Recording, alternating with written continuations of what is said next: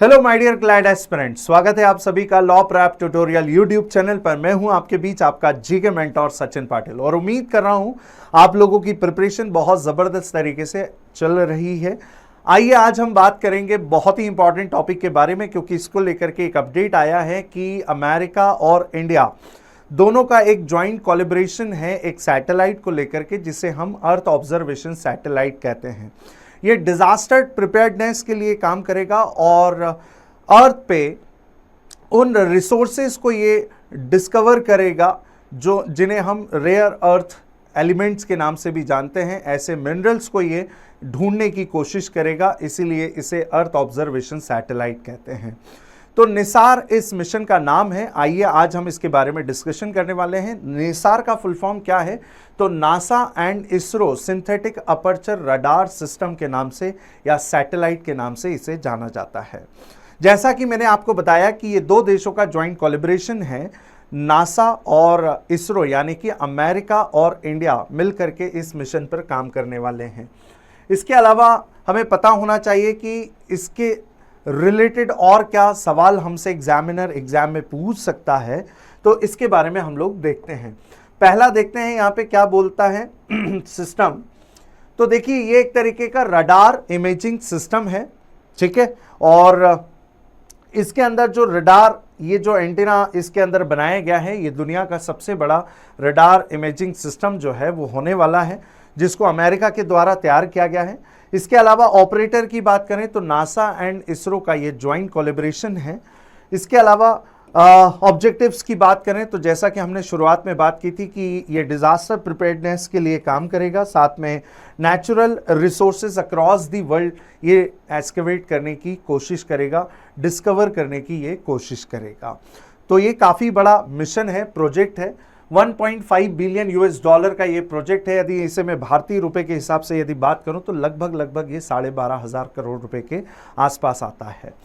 यहीं पर बात करें लॉन्च मास की, तो इसका टोटल वेट जो होगा वो 2800 किलोग्राम का इसका टोटल लॉन्च मास होगा, जिसे लॉन्च किया जाएगा भारत से, ठीक है।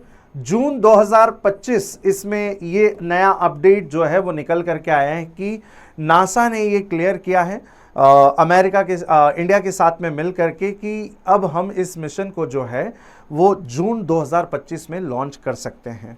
तो 2025 जून मंथ में इस मिशन को लॉन्च किया जाएगा।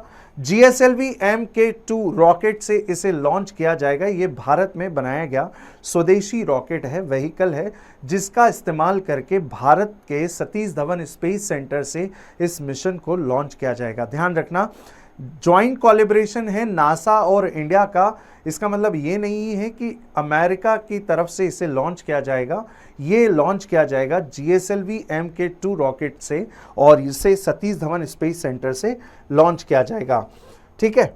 सतीश धवन स्पेस सेंटर की बात करें तो श्रीहरिकोटा आंध्र प्रदेश में इसका हेडक्वार्टर हमें देखने को मिलता है। और अभी रिसेंटली सरकार ने तीसरे लॉन्च पैड के लिए भी बजट जो है वो सैंक्शंस कर दिया है। ये एक तरीके का अर्थ ऑब्जर्वेशन सैटेलाइट है, ठीक है। अर्थ ऑब्जर्वेशन जब सैटेलाइट की बात आती है तब इसके लिए जो ऑर्बिट का इस्तेमाल किया जाता है उसे हम लो अर्थ ऑर्बिट के नाम से जानते हैं, या फिर हम इसे LEO भी कहते हैं। जो पृथ्वी से यानी पृथ्वी की सतह से इसका जो डिस्टेंस होता है वो 200 से 2000 किलोमीटर के डिस्टेंस वाला ये आपको ऑर्बिट देखने को मिलता है, जहां से ही अर्थ पर प्रॉपर ऑब्जर्वेशन किया जा सकता है।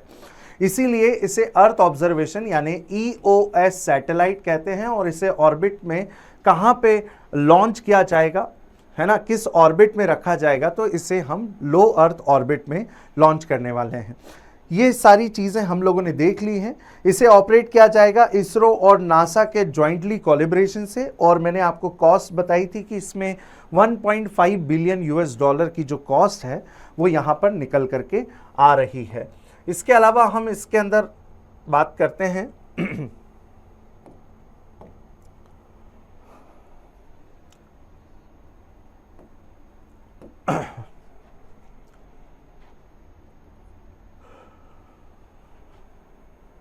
हम ऑर्बिट के बारे में बात कर लेते हैं।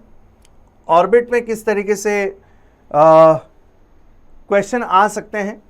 इसकी भी हम लोग चर्चा कर लेते हैं। लो अर्थ ऑर्बिट, लियो ऑर्बिट के बारे में हम लोग बात कर रहे थे। इसमें भी एक और ऑर्बिट देखने को मिलता है जिसे हम UEO भी कहते हैं। यानी मैं लो अर्थ ऑर्बिट की यदि लिमिट यदि मैं आपको बताऊं तो 200 से 1000 किलोमीटर के बीच में आपको लो अर्थ ऑर्बिट देखने को मिलता है। वहीं पे 1000 से 2000 किलोमीटर का जो ऑर्बिट होता है उसे हम अपर अर्थ ऑर्बिट के नाम से जानते हैं। यहां पे हम जिन सैटेलाइट को लॉन्च करते हैं उन्हें हम EOS सैटेलाइट के नाम से जानते हैं, जिसे अर्थ ऑब्जर्वेशन सैटेलाइट, जैसा कि निसार एक तरीके का कैसा सैटेलाइट है, तो इसे हम अर्थ ऑब्जर्वेशन सैटेलाइट कहते हैं। वहीं पे यदि हमें कम्युनिकेशन की बात करनी हो, कम्युनिकेशन की यदि हमें बात करनी हो या फिर हम नेविगेशन की जब बात करते हैं, तो यहां पर आपको नेविगेशन की जब हम बात करते हैं तो यहां पे आपको देखने को मिलता है कि इसके लिए हम कौन से ऑर्बिट का इस्तेमाल करते हैं। तो हम यहां पे इस्तेमाल करते हैं जियो ऑर्बिट का, जो कि अर्थ के यदि ऑर्बिट की बात करें, अर्थ के सरफेस से यदि बात करें, तो ये लगभग अर्थ से कुछ 36,000 किलोमीटर के डिस्टेंस पर आपको देखने को मिलता है। यानी कि कम्युनिकेशन और नेविगेशन सैटेलाइट्स कहाँ से वर्क करते हैं, ये एग्जाम में यदि पूछा जाता है तो इसके लिए एक ऑर्बिट होता है जिसे हम जियो ऑर्बिट कहते हैं। यानी कि जियो सिंक्रोनस अर्थ ऑर्बिट या जियो स्टेशनरी अर्थ ऑर्बिट से भी इसे जाना जाता है, जो कि अर्थ के सरफेस से 36,000 किलोमीटर के आसपास का इसका डिस्टेंस जो है हमें देखने को मिलता है। इसके अलावा बात करें, ये वो प्रोजेक्ट है जो लॉन्च होने वाला है निसार के अंदर। इसके अलावा निसार जो है, इसके अंदर क्या क्या पेलोड्स हमें देखने को मिलने वाले हैं, या फिर इसके अंदर दोनों देशों की तरफ से हमें क्या कंट्रीब्यूशन मिलने वाला है, इसके बारे में भी हम लोग चर्चाएं कर लेते हैं। ठीक है, देखिए, the NISAR mission is carry to the primary payload, है ना। अब पेलोड पार्ट वो होता है जिसमें रॉकेट के जो अपर वाला पार्ट होता है, रॉकेट यानी व्हीकल का जो अपर वाला पार्ट होता है, सबसे टॉप मोस्ट, उसे हम पेलोड पार्ट कहते हैं। और यहीं पर हम सैटेलाइट्स के सारे पेलोड्स को हम इसी में अटैच करके इसे हम स्पेस में क्या करते हैं, लॉन्च करते हैं। अब यहाँ पे यदि बात करें निसार के अंदर, इसमें फ्रीक्वेंसीज बैंड्स यानी रडार बैंड्स की बात की गई है। तो एल बैंड जो सिंथेटिक अपर्चर रडार है, इसको किसके द्वारा प्रिपेयर किया गया है, तो इसे नासा के द्वारा प्रिपेयर किया गया है। Develop by NASA jet propulsion laboratory के अंदर यानी JPL के अंदर इसे तैयार किया गया। और यदि हम इसके ऑपरेट वेवलेंथ की बात करें तो ये अप्रोक्सीमेटली 24 सेंटीमीटर की रेंज वाला आपको ये देखने को मिलता है। Design to the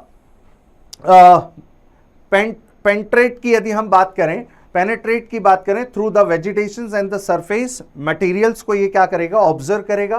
provides the high resolution imaginary and studying the solid earth process पर ये काम करता है, जिसे हम एल बैंड्स कह रहे हैं। और एल बैंड का ये जो रडार सिस्टम है, सिंथेटिक रडार सिस्टम जो है, ये किसके द्वारा तैयार किया गया है, तो नासा के द्वारा।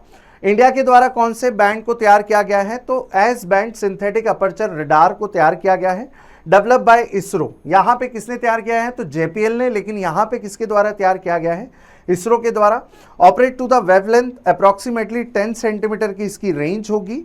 ठीक है, optimise for the studying surface the demonstration, है ना, deformation and the changes of the biomass पर ये क्या करने वाला है, काम करने वाला है। तो ये दो अलग अलग फ्रीक्वेंसी बैंड्स जो हैं, है ना, बात करें एल बैंड और S band. L band NASA के द्वारा तैयार किया गया है और एस बैंड की यदि हम बात करें तो इसे इसरो के द्वारा तैयार किया गया है। इसके अलावा बात करें हमारे अगले पार्ट में कि और कौन कौन सी चीज़ें हैं जो नासा और इसरो के जॉइंटली कोलैबोरेशन से यहाँ पे देखने को मिलने वाली हैं। तो contribution from the NASA and ISRO, okay, NASA जो है L band synthetic aperture radar provide कर रहा है इसके अंदर। फिर हाई रेट टेलीकम्युनिकेशन सब system for the scientific data जो है इसके अंदर ये चीज़ को प्रोवाइड कर रहा है। इसके साथ में GPS यानी कि ग्लोबल पोजिशनिंग सिस्टम के रिसीवर्स पर भी यहाँ पे काम होगा। इसके बाद में सॉलिड स्टेट रिकॉर्डर, इसके अलावा पेलोड डेटा सब सिस्टम। तो ये कई सारी चीज़ें जो हैं ये नासा के द्वारा यहाँ पे इक्विपमेंट्स प्रोवाइड किए जा रहे हैं। वहीं पे इसरो की यदि हम बात करें तो ISRO S band synthetic radar, जैसा कि हमने देखा इससे पहले वाली स्लाइड में, वहीं पे सैटेलाइट प्लेटफॉर्म को यहाँ पे प्रोवाइड किया जा रहा है और इसके साथ में satellite launch vehicle GSLV mark 2 के साथ में इसे क्या किया जाएगा, लॉन्च किया जाएगा। मतलब हम व्हीकल प्रोवाइड कर रहे हैं, ठीक है, इसके अलावा लॉन्च प्लेटफॉर्म हम प्रोवाइड कर रहे हैं, यानी कि सतीश धवन स्पेस सैटेलाइट से हम क्या करेंगे, इसे लॉन्च करने वाले हैं, ठीक है। तो ये चीजें आपको ध्यान में रखनी है। आइए अब हम बात कर लेते हैं नासा के बारे में, क्योंकि ये नासा और इसरो का ज्वाइंट कोलैबोरेशन आपको देखने को मिलेगा। तो नासा कब स्टैब्लिश हुआ, तो नासा स्टैब्लिश हुआ इसके अंदर 58 में ये स्टैब्लिश हुआ था, ठीक है। टाइप क्या है, तो space agency, aeronautics research agency है।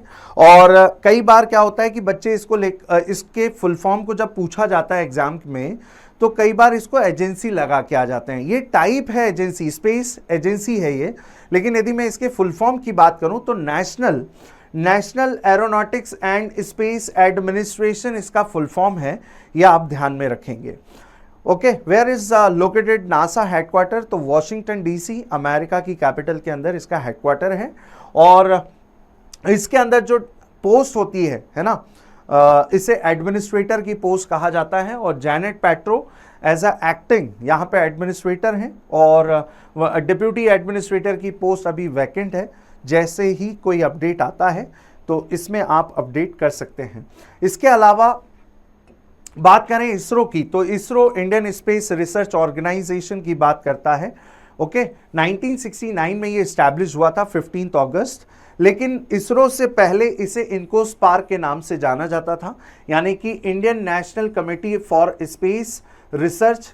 इसे स्टैब्लिश किया गया था 1962 में पंडित जवाहरलाल नेहरू के साथ में विक्रम साराभाई, जो कि father of Indian space programme के नाम से जाने जाते हैं, इनके साथ में मिल करके इस प्रोग्राम को स्टार्ट किया गया था, जिसे इनकोस्पार्क कहा जाता है। And Vikram Sarabhai was the first chairperson of the इनकोस्पार्क।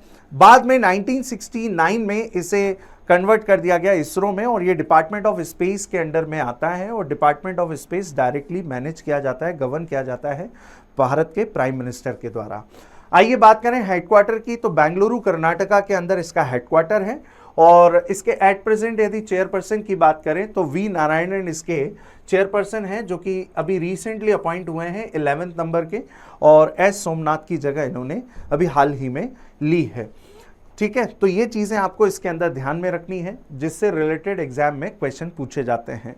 तो आज के इस वीडियो में हमने निसार के बारे में जाना।